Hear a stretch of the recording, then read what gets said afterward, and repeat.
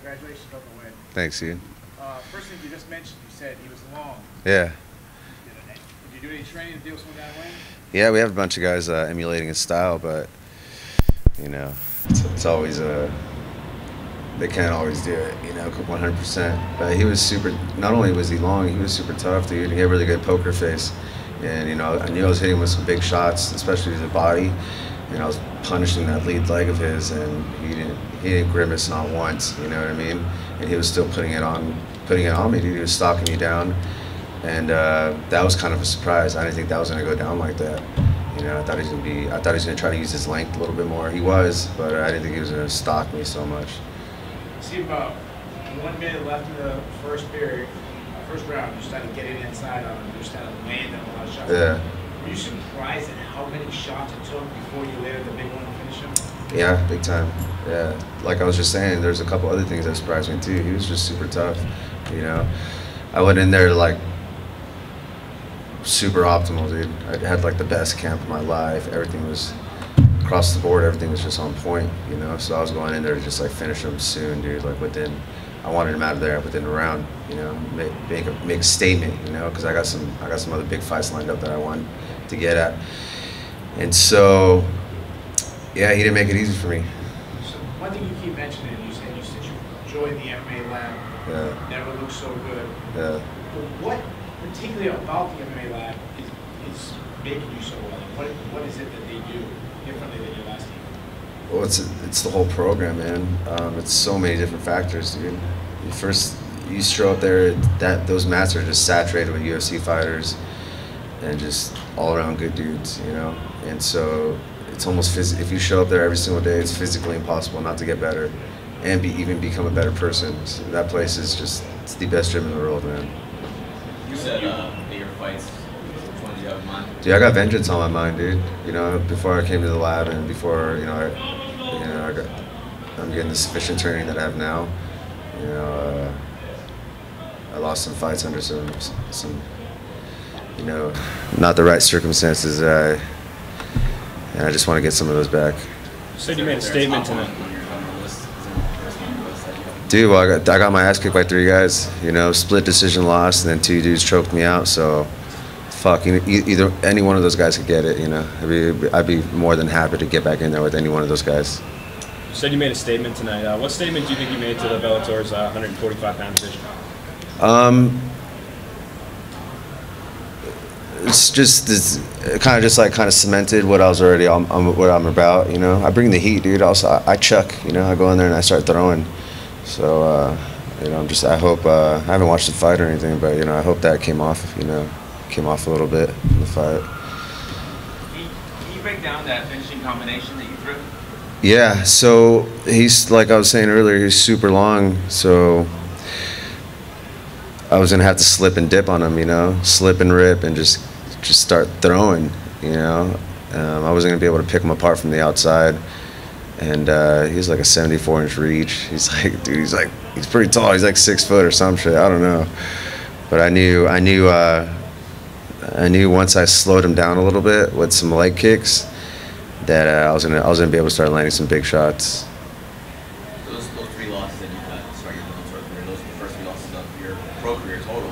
Dude. At any point, mentally, like where were you at? You came in the Bellator, lost right off the bat. Yeah. Mentally, were you good after that, or were you kind of? See, the cool thing about me, dude, I'm not that smart. So ignorance is bliss. I was just like, fuck it, you know. I just fucking don't care, you know. So.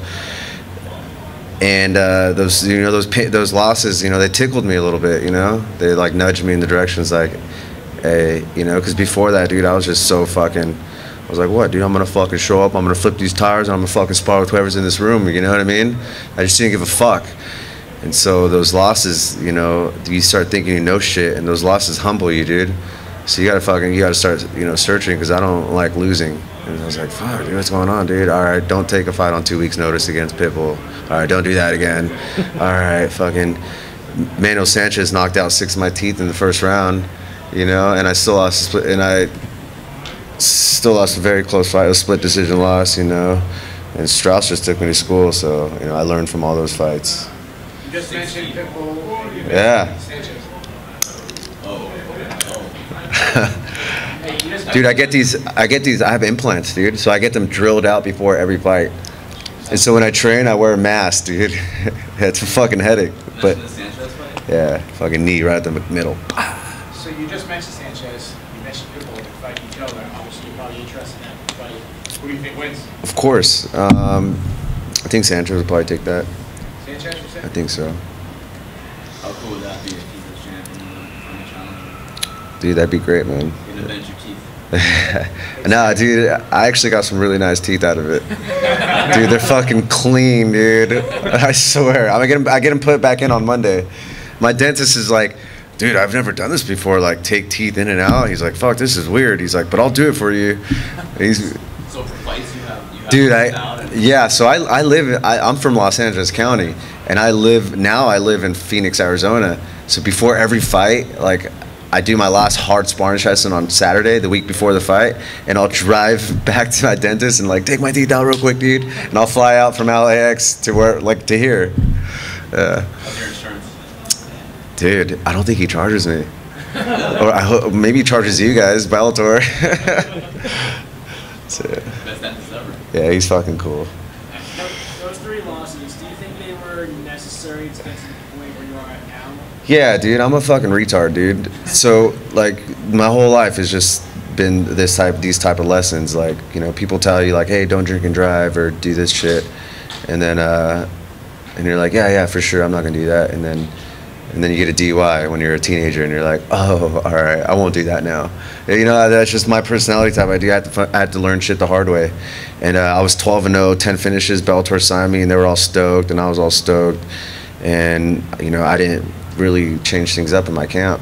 You know, Eddie Chong, my head trainer back home, he was, you know, he would make references and shit, you know, but I'd kind of just like, I think that's cool, yeah, but I wouldn't really follow through. And you know, the formula was working, you know, so yeah. Who are some of the guys at the lab that can help you the most, that you inspire with, that Yeah. really change? Well, everybody there, dude, like, helps you so much, because say, like, dude, some of the bigger guys or the smaller guys, even if you don't really train with them, you see them putting in work, and you see them, like, the way they carry themselves, and you see the way they're, you know, handling business, and you're like, oh, fuck, you know, and the mirror neurons start firing, and you're kind of like, oh, I could do that too, or, you know, and so everybody there is just leading by example, and there's so many guys, dude. You know, Scotty Holtzman just fought last week, Johnny Case fought tonight, Dave Bulldog Rashad, Mario Bautista, Kyler Phillips, Sugar Sean O'Malley, like, dude, there's so many. There's a lot. Huh? Oh, dude, yeah. See, I can't even consider him like a teammate. He's like on like a god level, dude. That guy's.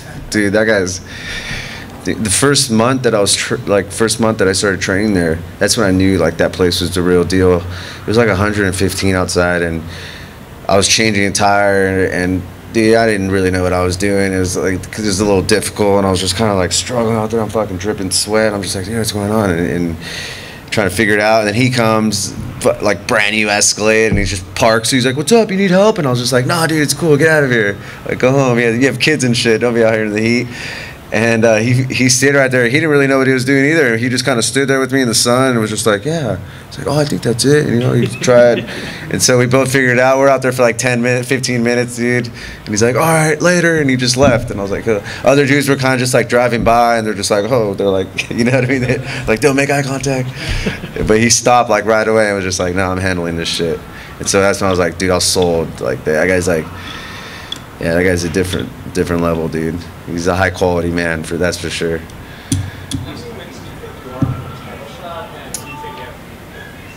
Dude, man, I don't really think about that type of stuff, dude.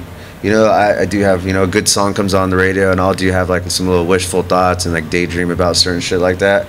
But at the end of the day, dude, there's so many other shit, like stuff that I have to focus on, like with training, like this very like self-centered type of stuff, you know, because all that other stuff, you know, Bellator is cool and everything, dude, but they're not gonna give me what I want or what I asked for, so I don't even worry about that shit, you know. I just make sure I'm optimal across the board in life, and, you know, bring my best foot forward, man, and bring everything I got. I'm more so worried about that type of stuff. You said you wanted to finish him within a round. It took you a little bit of time to figure him out. What was going through your head in the early moments around him? It was just, I don't really know, dude. It was almost like a little, just kind of like, just being about that action was kind of like what is going in my head. Like it was like only a matter of time. Just gonna keep going, keep pressing him. Something's gonna open up. Just like kind of like, I don't know, little butterflies in my tummy, dude. I was all excited. I just was waiting for that fucking opening, and you know, I'm glad he gave it to me in the 3rd round. Where did he cut you? Bloody nose, lip? Yeah, dude, I had allergies like super bad all week, dude. I've been blowing my nose all nasty, and I had like big old like globs coming out. And I was just talking to my trainer about it. Like, it was really fucking cool. Like, I've never really experienced this in a fight. Like, I was just breathing during the fight, and like a big old like snot rocket came out, and it was all red, and it like landed on his chest, dude. It was kind of fucking cool. It was like slow motion. I was like, oh fuck, dude. I was like, my bad. It's pretty cool. Did you notice it? Huh? Did you notice it? Nah, I think he had other things to worry about. 1 or 2 more? I think I can change your approach in the cage. Dude, I think the biggest thing for me, dude, I'm trying to be like a martial artist, you know? I'm learning like martial arts has like enriched my life so much, dude. Like, it's made me such a better person. Like, I used to be like a shithead, dude. I wasn't like the best dude around.